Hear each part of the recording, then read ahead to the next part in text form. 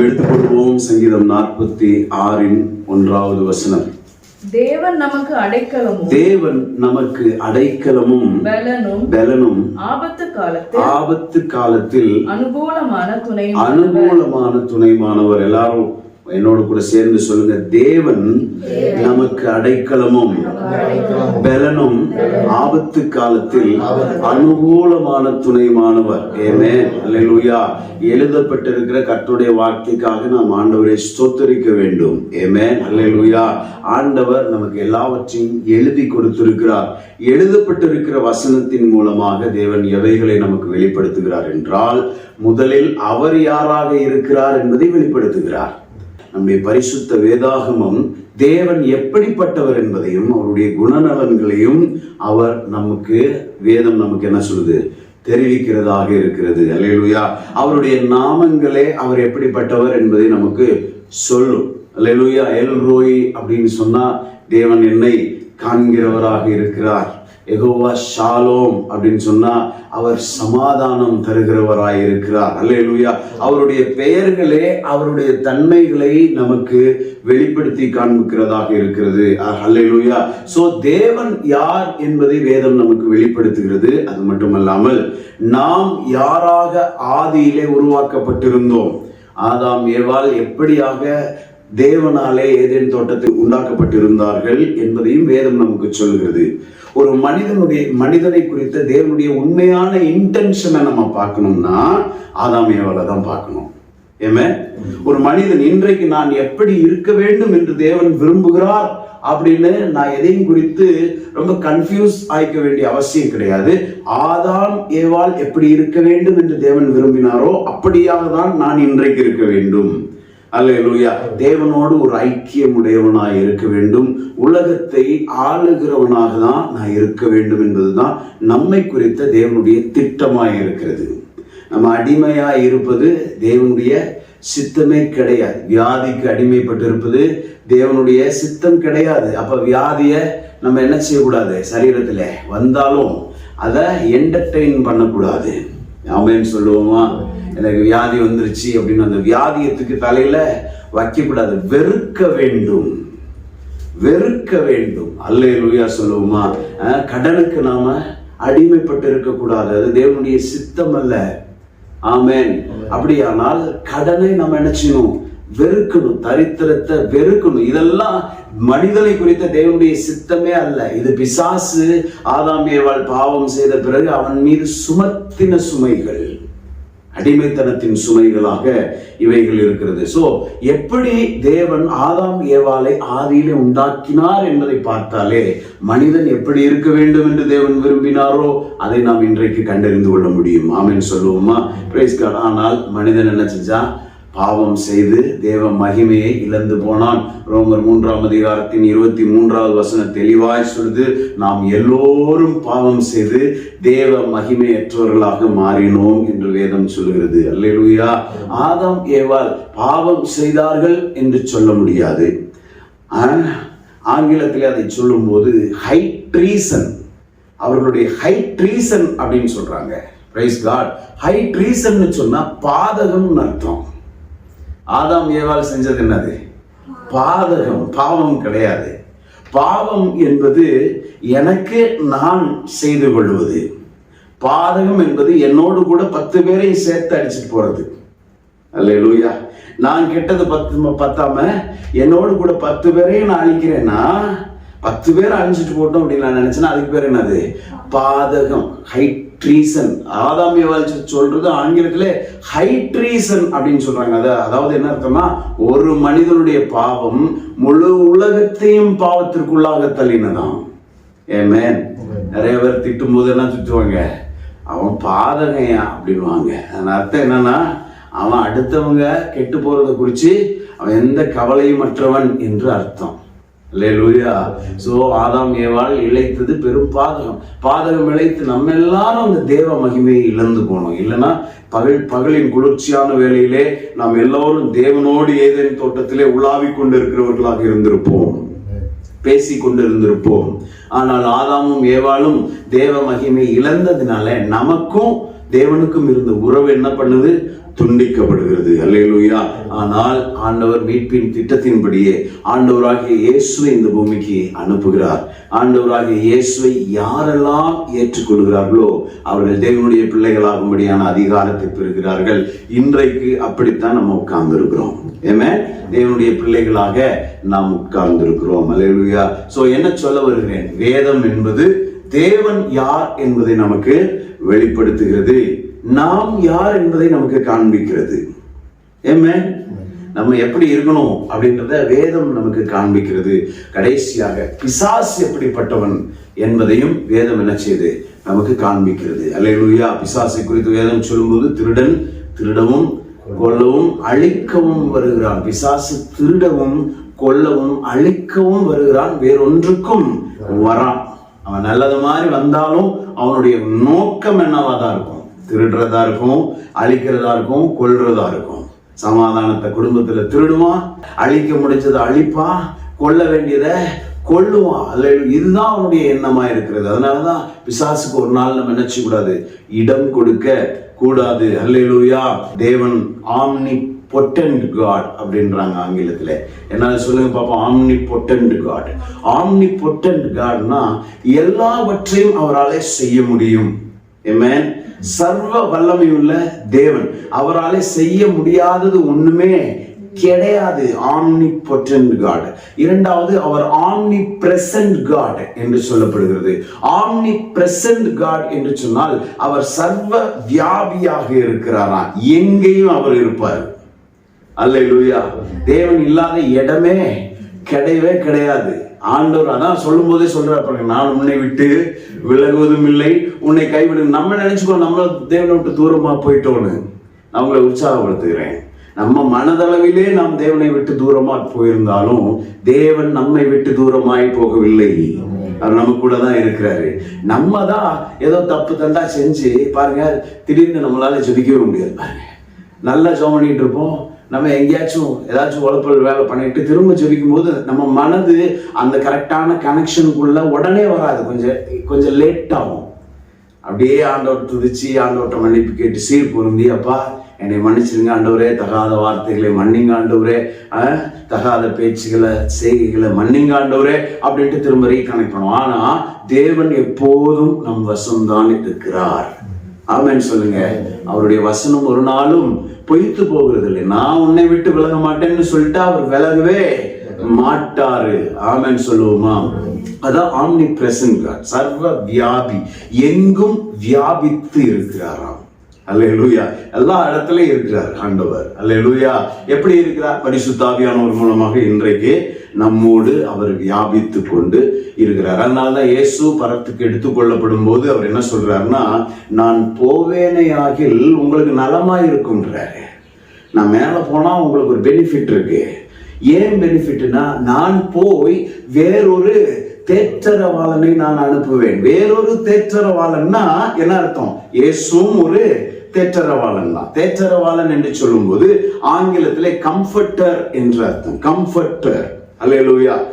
தேற்றுகிறவர். அவரை மாதிரி யாராலையும் என்ன செய்ய முடியாது, தேற்ற முடியாது. இயேசுவை போல தேற்றுகிறவர் யாருமே.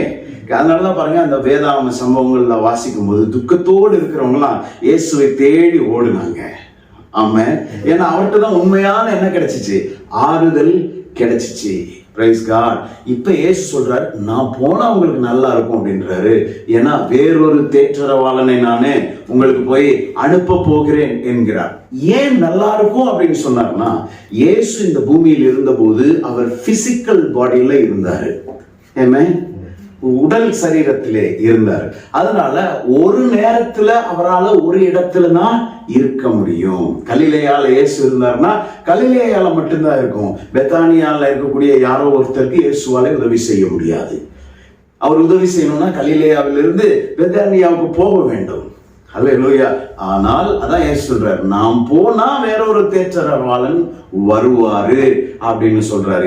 ஏன் வேறொரு தேற்றரவாளன் வந்தா நல்லா இருக்கும்னு சொன்னா, அவர் அட் அ டைம்ல எங்கேயும் போய் வேலை செஞ்சுட்டு இருப்பாரு. ஆமென். இன்றைக்கு பாருங்க, ஞாயிற்றுக்கிழமையில எத்தனை ஆராதனை நடக்கும்னு நினைக்கிறீங்க? உலகம் முழுவதும் ஆராதனை நடக்கிறது. தேவ பிரசனம் ஒவ்வொரு ஆராதனையிலும் இருக்கிறது. பரிசுத்த ஆவியானவர் ஒவ்வொருவர் மத்தியிலும் வாசம் செய்து கொண்டிருக்கிறார்.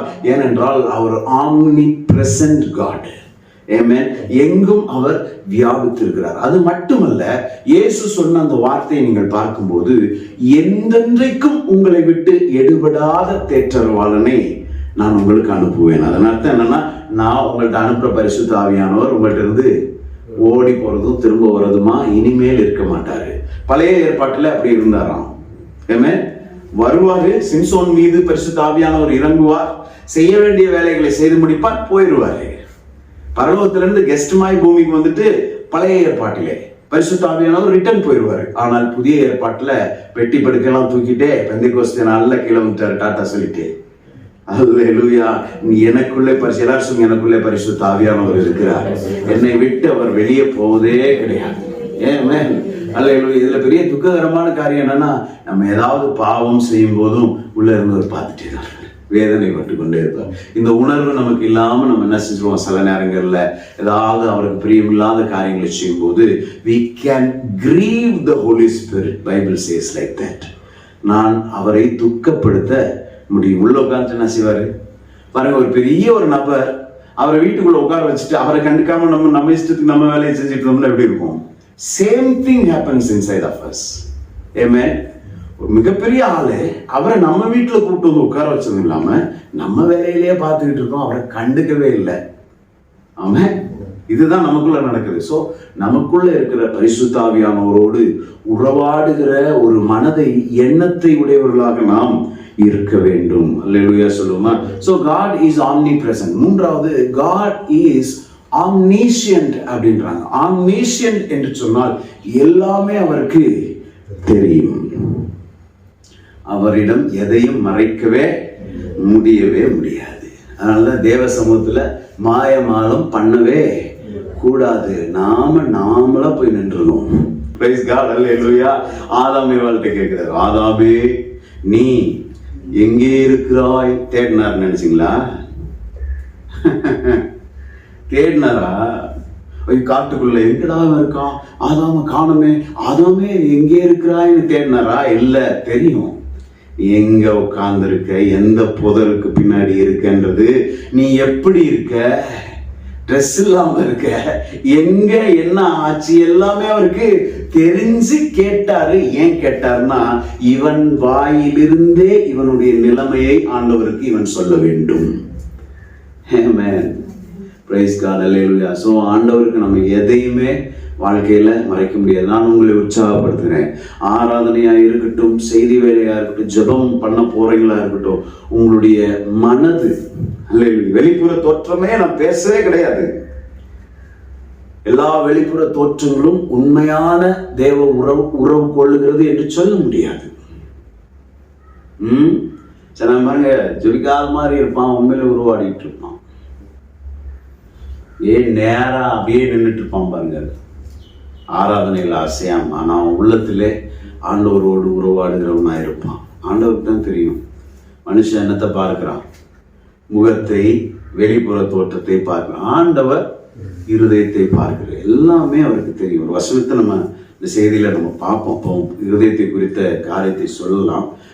ஸோ ஆண்டவரை குறித்து அவர் omnipotent, omnipresent, omniscient அப்படின்னு பார்க்கிறோம். தேவன் ஆவியாக இருக்கிறார், தேவன் அதுக்கடுத்து அன்பாக இருக்கிறார் அப்படின்லாம் பார்த்துட்டு இந்த வசனத்தில் என்ன பார்க்கிறோம்னா, தேவன் எனக்கு எப்படிப்பட்டவராக இருக்கிறாராம்?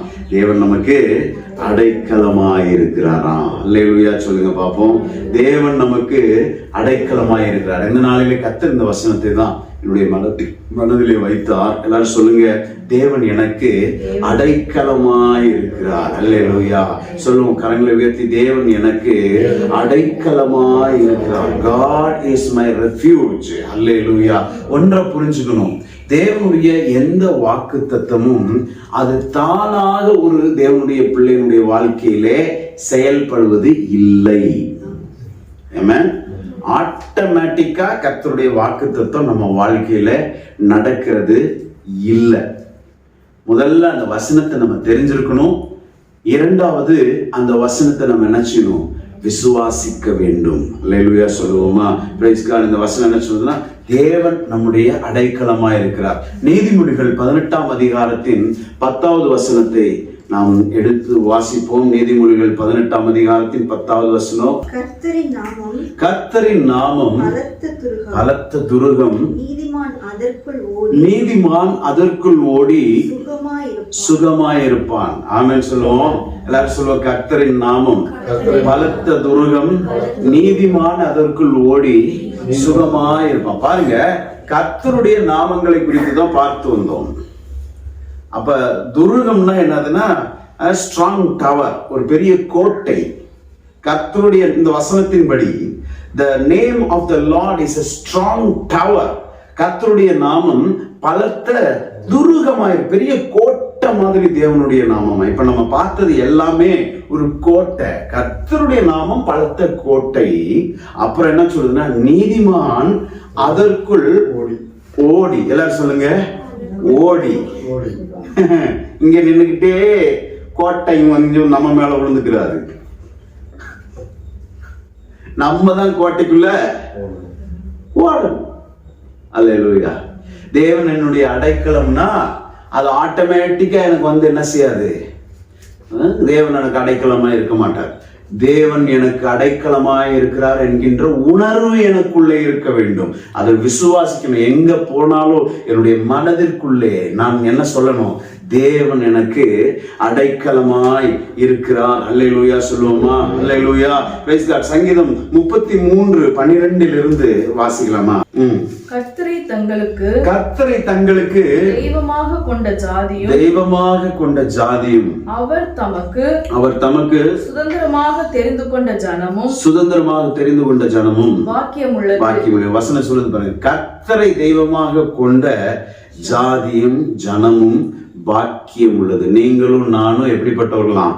பாக்கியவான்களாய் இருக்கிறோம். ஏன் பாக்கியவான்கள்னா, அவர் மிகவும் பெரியவர், வல்லவர், உலக சிருஷ்டிகர், சகலத்தையும் செய்ய வல்லவர். அவர் நம்முடைய ஆண்டவர். சோ எல்லாரும் சொல்லுங்க, நான் பாக்கியவானா இருக்கிறேன். அல்லேலூயா. அடுத்த வசனத்தை வாசிப்போம்.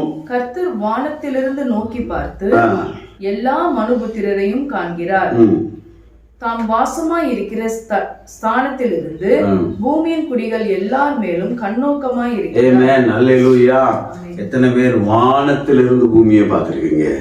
அல்லேலூயா. எத்தனை பேர் கடல் பார்த்திருக்கீங்க? நீங்க அந்த மாதிரி இடங்கள்ல போய் பார்க்கும்போது தான் தேவன் எவ்வளவு பெரியவர்ன்றது உங்களுக்கு தெரியும். எத்தனை பேர் எவரெஸ்ட் சிகரத்தை நேரில் போய் பார்த்துருக்கீங்க? நம்ம டிவில எல்லாம் பார்க்கறது அவ்வளோ இதா இருக்காது. கடலை டிவியில பார்த்துருக்கோம்.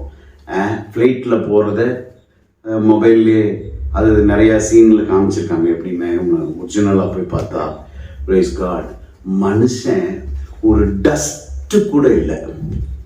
பூமியில் இருக்கக்கூடிய ஒரு மனிதன் ஒரு டஸ்ட்டு கூட இல்லை நம்முடைய கண்களுக்கே. அப்போ அவைகளை எல்லாம் படைத்த ஆண்டவருக்கு மனுஷன் எப்படி இருப்பான்னா, தூசி கூட கிடையாதவன். நீங்களும் நானும் ஒரு டஸ்ட் கூட பார்க்க முடியும். ஏதோ ஒரு வழியில் ஒட்டிருக்கேன்னு ஒன்றுமே தெரியாது. ப்ளூ கலராக தான் இருக்கும். ஏமே. ஆனால் வசனம் என்ன சொல்லுது? அவர் வானத்திலிருந்து நோக்கி பார்த்து எல்லா மனுபுத்திரரையும் காண்கிறார். அல்லேலூயா. என்ன வசனம் பாருங்க, எல்லா மனுபுத்திரரையும், எல்லாரும் சொல்லுங்க, எல்லா மனுபுத்திரரையும் அப்படியே பார்க்கிறாரு. எல்லா மனுபுத்திரரையும் காண்கிறார். பார்க்கிறாரு மேல உட்கார்ந்து. அப்படிப்பட்ட கர்த்தர், அல்லேலூயா, தாம் வாசமாய் இருக்கிற ஸ்தானத்திலிருந்து பூமியின் குடிகள் எல்லார் மேலும் கண்ணோக்கமாய் இருக்கிறாராம். அப்புறம் பாருங்க, அவருடைய இருதயங்களை எல்லாம் உருவாக்கி எப்படி அவர்கள் இருதயங்களை எல்லாம் உருவாக்கி. இந்த வசனத்தை எப்போதெல்லாம் நான் வாசிக்கிறேனோ எனக்கு என்ன ஞாபகம்னா, அந்த பைக் மெக்கானிக்ஸ் இருக்காங்க இல்லையா, அவங்க இந்த கார்பரேட்டரை கலட்டி எல்லாம் கிளீன் பண்ணி திரும்ப அந்த பைக் கார்பரேட்டர் மாட்டு அப்படியே ஸ்லோ ஸ்பீட் செட் பண்ணி பைக் டிக்கு டிக்கு டிக்கு டிக்குன்னு ஓடுறத அப்படி உத்து கவனிச்சிட்டு இருப்பாங்க. அதே மாதிரிதான் ஆண்டவர் இருதயத்தை ஒவ்வொரு மனுஷனுக்கும் உண்டாக்கி பார்த்துக்கிட்டே இருக்கிறாரு, என்ன நடக்குது உள்ள அப்படின்னு. ஆமென். கண்டதெல்லாம் உள்ள போட்டுக்கிட்டு ரொம்ப ஜாலியா அலையக்கூடாது.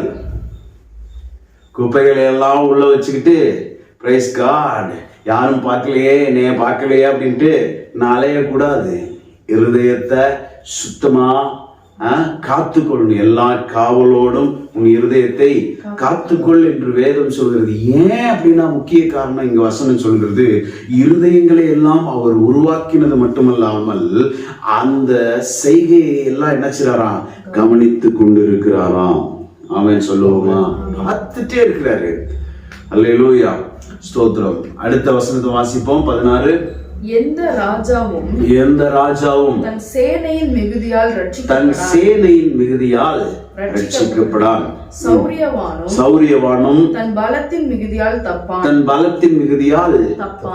பாருங்க, எந்த ராஜாவும் அவன் வச்சிருக்க ஆர்மி பலத்தினாலே ரட்சிக்கப்பட முடியாது, காப்பாற்றப்பட முடியாது. சௌரியவானும் பலத்தின் மிகுதியால் அவன் ஸ்ட்ரெங்த வச்சு அவன் தப்பிச்சிட முடியாது அப்படின்ட்டு அடுத்த வசனத்துல, ரட்சிக்கிறதற்கு குதிரை விருதா, அது தன் மிகுந்த வீரியத்தால் தப்புவியாது. தமக்கு பயந்து தமது கிருபைக்கு காத்திருக்கிறவர்களின் ஆத்துமாக்களை மரணத்திற்கு விலக்கி விடுவிக்கும். அல்லேலூயா. இங்க பாருங்க, தமக்கு பயந்து அவருடைய கிருபைக்கு காத்திருக்கிறவர்கள் மேல், கர்த்தருக்கு பயந்து கிருபைக்கு என்ன செய்யணுமா, காத்திருக்கணும். ஆமென். நாம் பெரிய ஆளா இருந்தாலும் இது கொடுத்ததெல்லாம் யாரு, அப்பா தான் கொடுத்தாங்க. அவர் கிருபை தான் எனக்கு இப்படிப்பட்ட மனநிலையை எப்போதும் வச்சிருக்கணும்.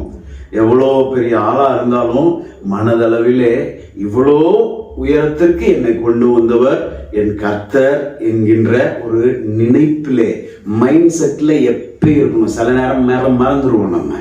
நம்ம பெரிய ஆளு அப்படின்ற எண்ணம் நமக்குள்ளே வந்துடும். பாருங்க, ஒரு புது பொருள் வந்துருச்சுன்னா நம்ம பெரிய ஆளு இருக்கும், புது கார் வந்துச்சுன்னா நடம் மாறிடும், புது வீடு வாங்கிட்டா வேற ஸ்டைல் ஆயிருப்பாங்க.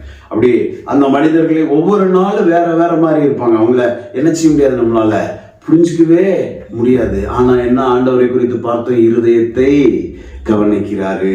அல்லேலூயா சொல்லுவோமா?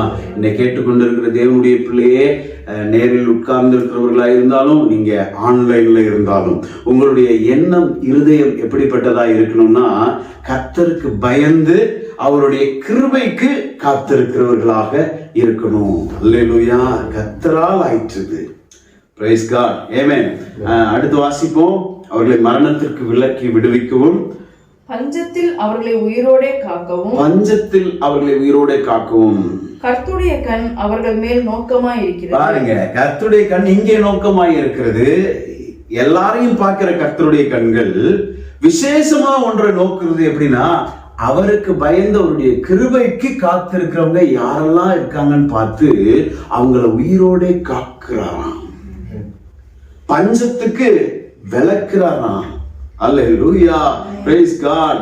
அதுக்காக ஆண்டவருடைய கண்கள் அவர் மேல் ஒரு அர்த்தம். எதுவுமே நம்மள என்ன செய்ய முடியாது, கிருபைக்கு காத்திருக்கிறவனை எதுவுமே தொட முடியாது. இந்த வசனத்தின்படி பிசாசு திடீர்னு ஒரு விபத்தை கொடுக்க முடியாது, திடீர்னு குடும்பத்துக்குள்ள ஒரு குழப்பத்தை கொண்டு வர முடியாது.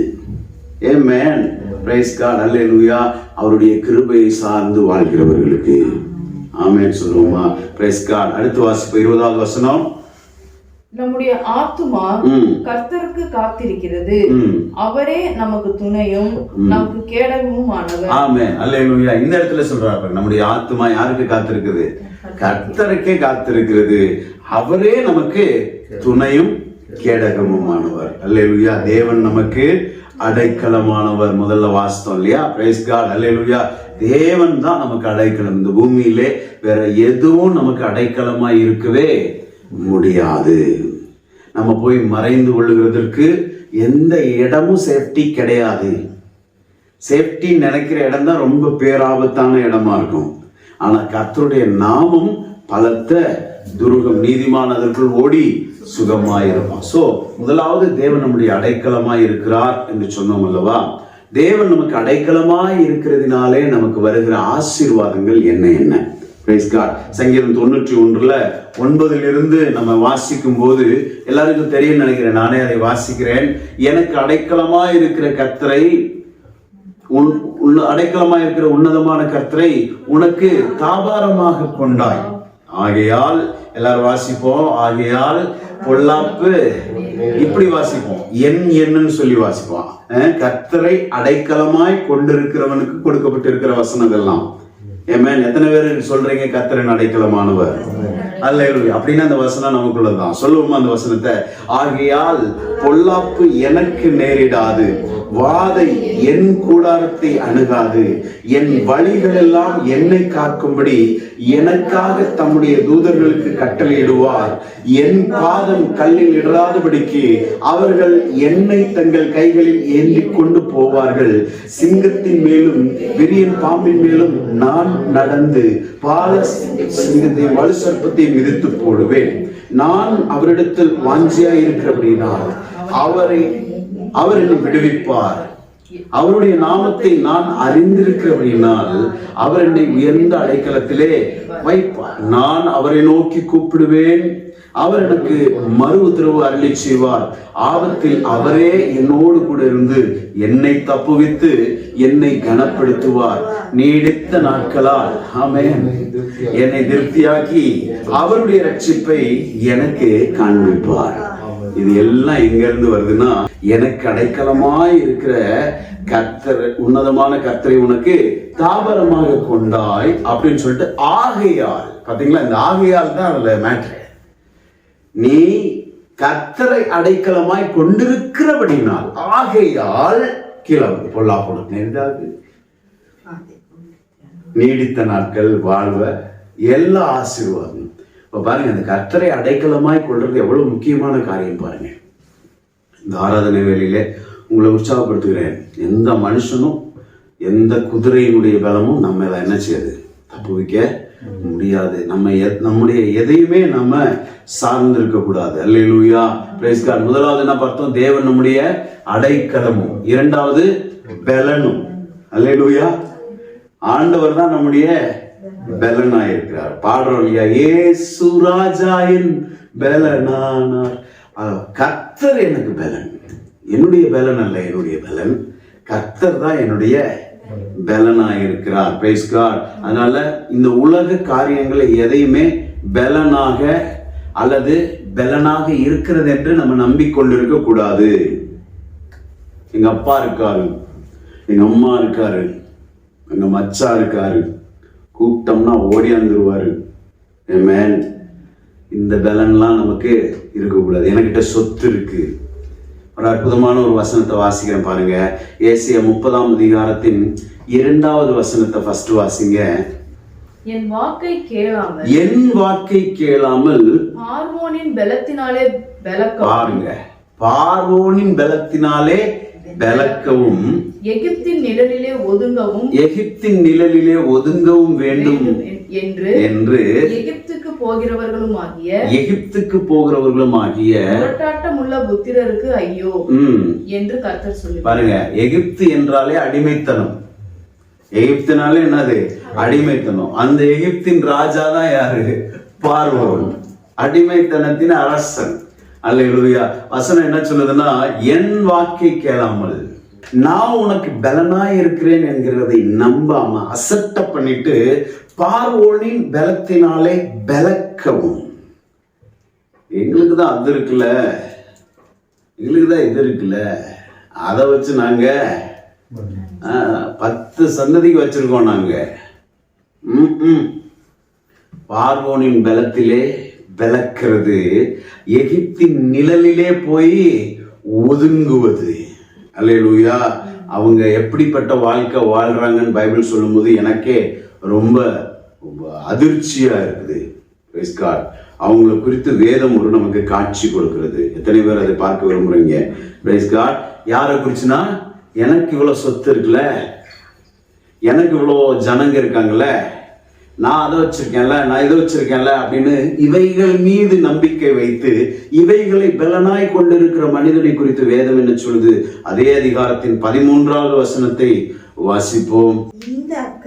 இந்த அக்கிரமம்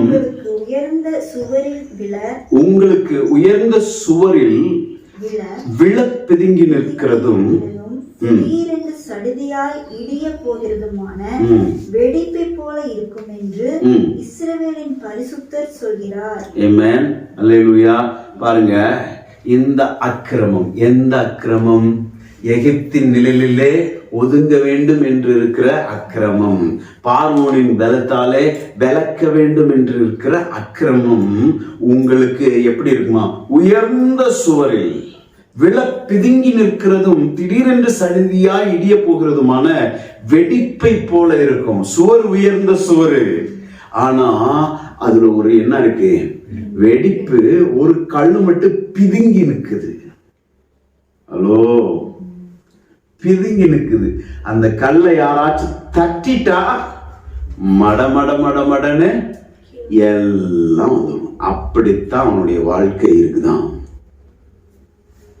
தன்னுடைய சொத்தை, தன்னுடைய பலத்தை, தன்னுடைய செல்வாக்க, திறமைய, தான் பெரியவன் அப்படின்னு நினைக்கிற மனுஷன் எப்படி இருக்கிறான்னா, உயர்ந்த சுவர்ல விழப்பிதுங்கி நிற்கிற கல்ல மாதிரி இருப்பானா. சடுதியா எப்ப விழுதுனே தெரியாது. அவனை விட்டு தூரமா ஓடிடுறது பெட்டர். இல்லைன்னா அவனும் விழுவான், நம்ம மேலையும் விழுவான். Price God. அல்லேலூயா. கர்த்தர் நல்லவர். வேதம் எல்லாம் அழகா பேசுவாங்க. கர்த்தரிலே பலன் கொள்ளணும். கர்த்தர் தான் நமக்கு பலன். சங்கீதம் 84 5 6 7 வாசிப்போம். சங்கீதம் 84 5 6 7. உம்மிலே பலன் கொள்ளுகிற, உம்மிலே பலன் கொள்ளுகிற, பாருங்க, உம்மிலே பலன் கொள்ளுகிற மனுஷனும் தங்கள் இருதயங்களில் செவ்வையான வழிகளை கொண்டிருக்கிறவர்கள், தங்கள் இருதயங்களில் செவ்வையான வழிகளை கொண்டிருக்கிறவர்களும் பாக்கியவான்கள். பாருங்க, அல்லேலூயா.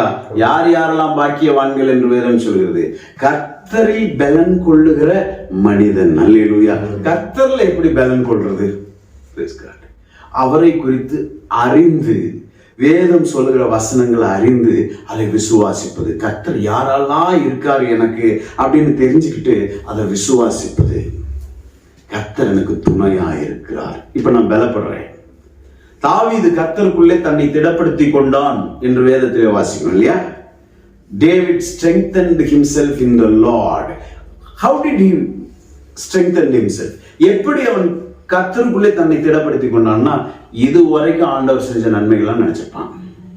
கர்த்தரனை அந்த காட்டுல வச்சு கரடிட்டு இருந்து காப்பாத்தினாரு. நானும் தப்பிச்சேன், என் ஆடுகளையும் காப்பாத்திட்டேன். சிங்கத்திட்ட இருந்து தப்பிச்சேன். சவுல்கிட்ட இருந்து ஈட்டி எரிஞ்சா கொஞ்சம் இல்லைன்னா மிஸ் ஆயிருந்தா முடிஞ்சிருப்பேன். ஆனா கர்த்தர் என்ன செஞ்சாரு? காப்பாத்தினாரு. Praise God. இதெல்லாம் யோசிச்சு அவ்வளவு தூரம் என்னை காப்பாத்தின என் ஆண்டவர் இனியும் என்ன செய்வாரு? தைரியம் வந்துருச்சுப்ப. நம்ம சோர்ந்து இருக்கிற நேரத்துல உங்களை உற்சாகப்படுத்த ஒண்ணு சொல்றேன் பாருங்க. ரொம்ப முறிவாயி ரொம்ப கவலையோட நீங்க இருக்கீங்களா? இதுவரைக்கும் உங்களுக்கு உதவி செய்த ஆண்டவருடைய செயல்களை எல்லாம் நினைச்சு பார்த்தாலே போதும், பலன் அடைஞ்சிருவீங்க. ஆமென். இது வரைக்கும் நீ நடத்திட்டாரு. ஆமென். இனி நடத்த மாட்டாரா என்ன? அவர் தான் நடத்துப்பார். சில நேரங்கள்ல டெட் எண்ட் சிச்சுவேஷன் வந்துடும். செங்கடல் மாதிரி முடிஞ்சோண்டா அப்படின்னு நினைப்போம். அந்த நேரத்துல முடிஞ்சோண்டான்ட்டு உட்கார்ந்துடக்கூடாது. கர்த்தருடைய வசனத்துல ஆண்டவர் நம்முடைய வசனத்தின் மூலமாக நம்முடைய வாழ்க்கையில செஞ்ச ஒவ்வொரு நன்மைகளையும் நினைத்து, இப்படி எத்தனை இதற்கு முன்பாக இப்படிப்பட்ட சூழ்நிலை எது வந்துச்சு யோசிச்சு பார்க்கணும். அந்த சூழ்நிலையில கர்த்தர் எப்படி நமக்கு உதவி செய்தார் யோசிச்சு பார்க்கணும். அல்லேலூயா. கர்த்தருக்குள்ளே நம்மை பலப்படுத்திக் கொள்வது இப்படிதான். ஆமென். கர்த்தர் செஞ்ச நன்மையை நினைச்சு பார்க்கணும். இதை நினைக்காம தான் இஸ்ரவேல் ஜனங்கள் வனாந்தரத்துல முறுமுறுத்துட்டே போனாங்க. செங்கடலை கர்த்தர் திறந்ததை மறந்துட்டாங்க. காடைகளை வர்ஷிக்க பண்ணதை மறந்துட்டாங்க. அவங்க உடன்பண்ணே மறந்துடுவாங்க. நம்ம கர்த்தருடைய செயல்களை மறக்கிறவர்களாக இருப்போம் என்றால் முறுமுறுக்கிறவர்களாக இருப்போம், கவலைப்படுகிறவர்களாக இருப்போம். ஏமே. கர்த்தர் செய்த நன்மைகளை நீங்கள் நினைத்து பார்க்கும்படியாக உங்களை நான் அதுதான் வழி நம்மை நாமே பலப்படுத்திக் கொள்வது. சோ உம்மிலே பலன் கொள்கிற மனுஷனும் தங்கள் இருதயங்களில் செவையான வழிகளை கொண்டிருக்கிறவர்களும் பாக்கியவான்கள். அடுத்த வசனம். அழுகையின் பள்ளத்தாக்கை உருவ நடந்து அதை நீரூற்றாக்கி கொள்கிறார்கள். மழையும் குளங்களை நிரப்பும். பாருங்க, இந்த வசனத்தை நாம் தியானிக்கும் போது என்ன அது அழுகையின் பள்ளத்தாக்கை உருவ நடந்து அதை நீரூற்றாக்கி கொள்ளுகிறார்கள்னா பிரைஸ் காட் அல்லேலூயா. ஒன்றும் புரியல. துக்கமான சூழ்நிலைய அவங்க எப்படி உருவ நடக்கிறதுனா கிராஸ் பண்றது. அழுகையின் பள்ளத்தாக்கை உருவம் நடக்குதுன்னா துக்கமான சூழ்நிலை கிராஸ் பண்ணாங்க. ஆனா அவங்க எப்படிப்பட்டவங்களா இருந்தாங்க? கர்த்தரில் பலன் கொள்ளுகிறவர்களாய். துக்கமான சூழ்நிலையில் போனாலும் அவங்களுடைய இருதயம் எப்படி இருந்தது? அல்லேலூயா, கர்த்தர் எனக்கு உதவி செய்ய வல்லவராய் இருக்கிறார். எந்த சூழ்நிலையிலும் நான் வெட்கப்படுவதே கிடையாது. அழுகையின் பள்ளத்தாக்கு, அழ வேண்டிய ஒரு சூழ்நிலை தான் அவங்களுடைய நிலைமை. கண்கள் கலங்குகிறது இயல்பு இல்லையா? துக்கமான சூழ்நிலை என்ன செய்யும்? கண்கள் கலங்கும். ஆனாலும் என்னது? கர்த்தர் எனக்கு உதவி செய்வார். பிரைஸ் காட் அல்லேலூயா. மழையும் குளங்களை நிரப்பும். எல்லாரும் சொல்லுங்க பாப்போம். மழையும் குளங்களை நிரப்பும். குளங்கள் அப்படின்ற ஒரு தண்ணீரற்ற குளம் என்பது எதை குறிக்கிறதுனா எதிர்பார்ப்பை குறிக்கிறது. தண்ணீர் இல்லாத ஒரு குளம் நீங்க பாத்தீங்கன்னா அந்த குளம் எதிர்பார்ப்பை குறிக்கிறது. அது எதை எதிர்பார்க்குது?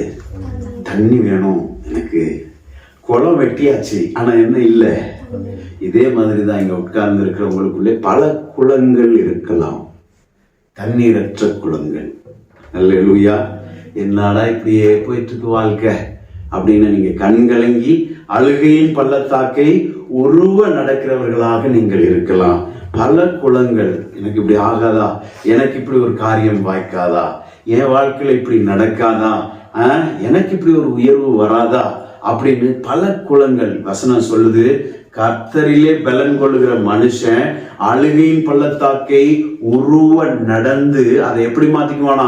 நீர் ஊற்றாக்கி கொள்ளுவானா. அப்புறம் வசனம் என்ன சொல்லுது? மழையும் குளங்களை நீ வெட்டி வச்சது வேஸ்ட் ஆகாது. சொல்லுங்க பாப்போம் சத்தமா, நீ வெட்டி வச்சது வேஸ்ட் ஆகாது. அல்லேலூயா. ஒரு குளம் வெட்டி வச்சிருக்கியே கர்த்தரை நம்பி, கர்த்தர் உனக்கு செய்வாருன்னு. அந்த குளம் அப்படியே இருக்காது, ஒரு நாள் அது தண்ணீரால் நிரப்பப்படும். ஆமென்.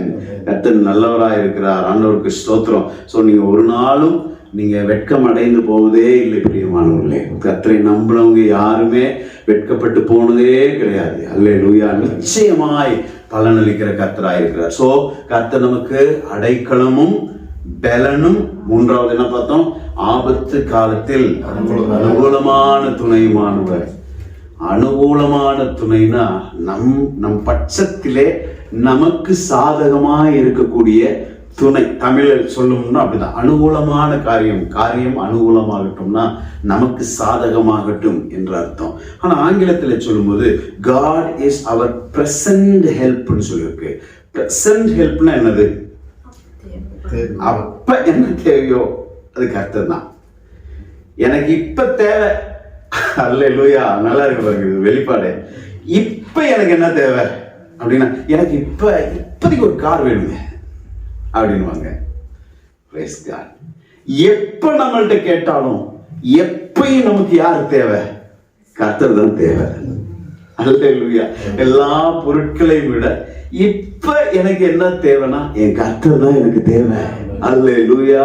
Praise God. வசனம் சொல்லுதுப்பாங்க சங்கீதம் 23:4, நான் மரண இருளின் பள்ளத்தாக்கிலே நடந்தாலும் பொல்லாப்புக்கு பயப்படேன். பாருங்க, மரண இருளின் பள்ளத்தாக்கிலே நடந்தாலும் பொல்லாப்புக்கு பயப்படேன். நான் அப்படின்னு சொன்ன அந்த வார்த்தையை நீங்க கவனிச்சு பார்க்கணும். நாங்கள் கிடையாது.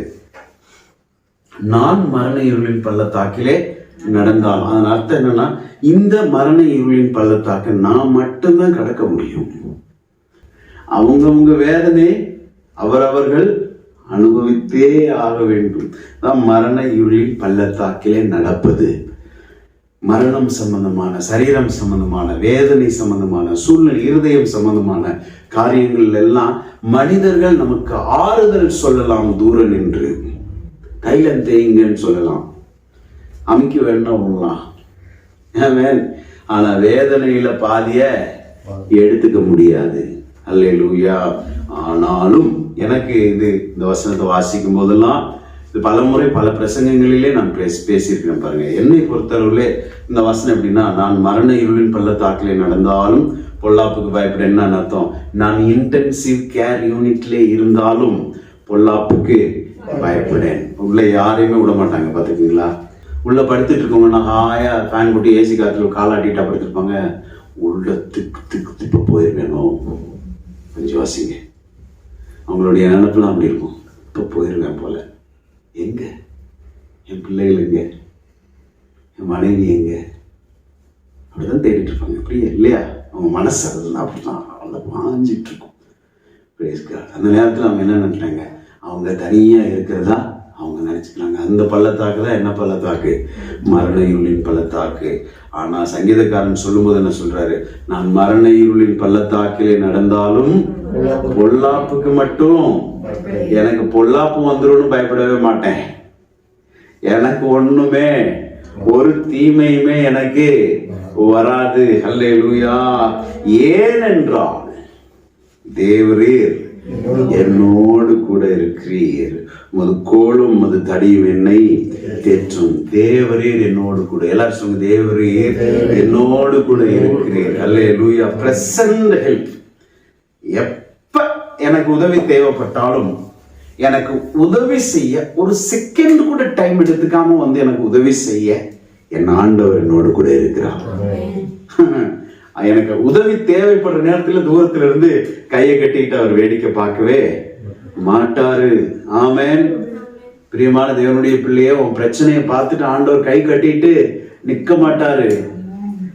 ஒருபோதும் நிக்க மாட்டாரு. கண் கலங்குற அதோ மேல இருந்து கிருபைக்கு காத்து இருக்கிறவர்கள் மேல் கத்த கண் நோக்கி கொண்டு இருக்கிற உன் கண்ணு கலங்கிருச்சுன்னா அவர் கண்ணு கலங்கும். என் மேல எத்தனை பேர் விசுவாசிக்கிறீங்க? அவர் கண்ணு கலங்கும். அவர் நம்ம எவ்வளவா என்ன செய்றாரு, நேசிக்கிறவரா இருக்கிறார். சோ நான் மரண இருளின் பள்ளத்தாக்கிலே நடந்தாலும் கூட பொல்லாப்புக்கு பயப்பட. நமக்கு பொல்லாப்பு வராது பிரியமானவர்களே. அல்லேலூயா. ஏனென்றால் கர்த்தர் நம்மோடு கூட இருக்கிறாராம். இன்னொரு வசனத்துல சங்கீதம் 91 வாசித்தோம், ஆபத்தில் நானே, எல்லாரும் சொல்லுங்க, நானே அவனோடு இருந்து அவனை தப்புவித்து கனப்படுது. பாருங்க, தம்முடைய தேவனை அடைக்கலமாக கொண்டவனுக்கு ஒரு ஆபத்துன்னு ஒண்ணு வந்துருச்சுன்னா ஆண்டவர் தூதர்களை அனுப்புகிறது இல்லை. அசிஸ்டன்ட் அனுப்பி என் பிள்ளை வந்து ஆபத்துல இருக்கான், அவனை போய் காப்பாத்திரு அப்படின்னு கமெண்ட் பண்றது இல்லை. என்ன சொல்றாங்க, ஆபத்தில் நானே. அதான் வசனத்தினுடைய ஹைலைட். பைபிள் வாசிக்கும் போது அப்படி வாசிக்கணும் இனிமையா. ஆபத்தில் நானே. அந்த இடம் அந்த நானே உயர்த்தி காண்பிக்கப்பட வேண்டிய வார்த்தை. நானே அவனோட இருந்து அவனை அப்படின்னா நானே போய் நிற்பேன் பிள்ளைக்காக. ஆபத்துனா அவர் தான் நம்ம கர்த்தர். வேடிக்கை பார்த்துட்டு இருக்கவே மாட்டார். அல்லேலூயா சொல்லுவோமா?